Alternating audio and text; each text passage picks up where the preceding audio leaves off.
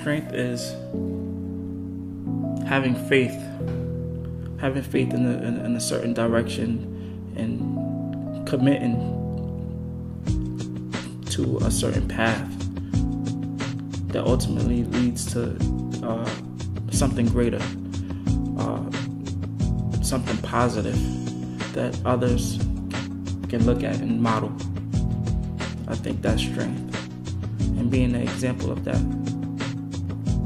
Being a leader means also handling responsibility, dealing with tough situations in the best way possible.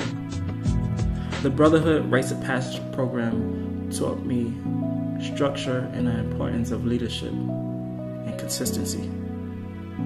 I see mentoring and parenting full circle since being a guardian of my younger siblings.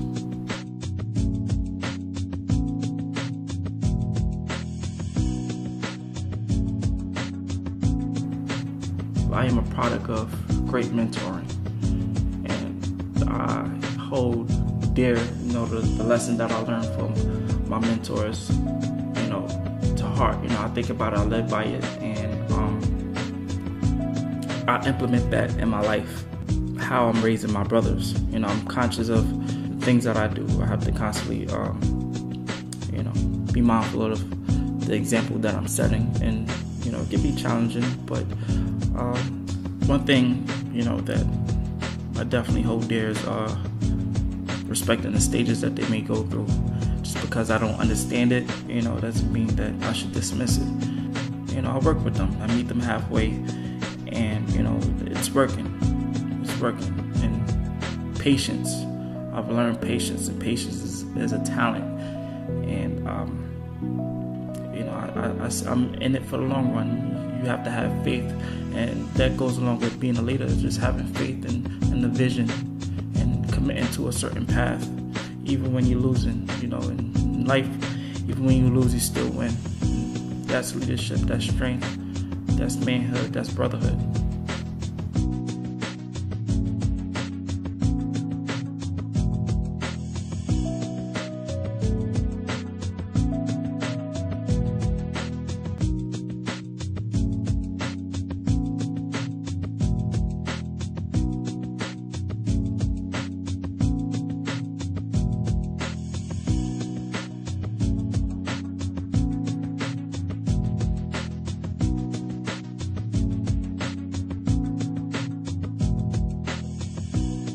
The big difference, I think, for Black and Latino males is that there is no support system in place. A lot of times, that is that instead of school being a place that nurtures and encourages, where you receive support, it's often the place where they experience hardship and failure, right. and starts the process of marginalization, and as we call it now, the school to prison pipeline. This idea of a rites of passage, that if we say if you want to be a lawyer, you go to law school, and you want to be a doctor, you go to medical school. For many of our young men, where do you go to learn this very nebulous thing about what it means to be a man? Like, everybody says that, I'm a man. Well, what does that really mean? What's the core of it? And so we help young boys and young men to define it, what it means to be a man, literally to come up with a definition, something that many men have never done, to put down on paper, this is the ethical and moral code of manhood. And we push them to define it and to redefine it. We challenge them when we see weak points. We try to help them to expand that definition, and that now becomes your governing tenet. That becomes your ethical and moral code on how you're going to live your life. I think it's very easy for us for complacency to settle in, to just view this as a problem that just can't be addressed, can't be solved. And I think it's by calling attention to it, reminding people about the cost involved, the cost not only in terms of lost dollars that we waste, but lost lives, and is such an important role that the organization plays. They say it takes a village to raise a child. However, I've heard and come to feel the opposite. It takes a child to raise a village. Young men on corners like 80s graffiti, while the cops chase artists responsible for the gritty, my bad, city, it's synonymous. But they don't want pity, that's why their stare is anonymous and the air ominous, filled with broken homes and promises. Young men on corners like Thursday's trash, waiting for government workers to pick them up. This young man is so broke that he can't spend the time to invest in his own future. He says, "School is not for me." I reply, "But destiny is, and you need to find your own." So I front him my time and co-sign the loan. I want them to know that I've been where they are.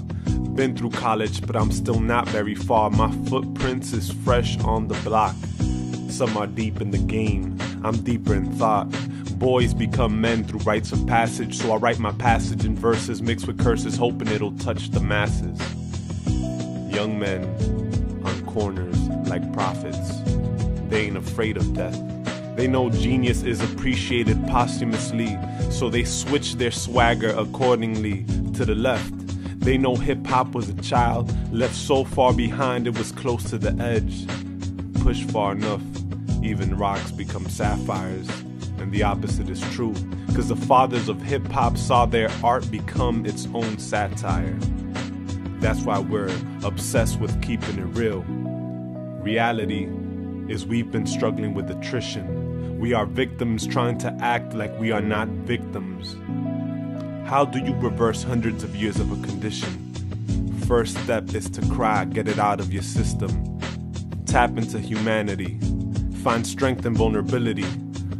Being there is hard work, especially for those of us who are giving what we never had. So I tell them, no one can walk your path. It is your own. But the difference is made knowing you're not walking alone.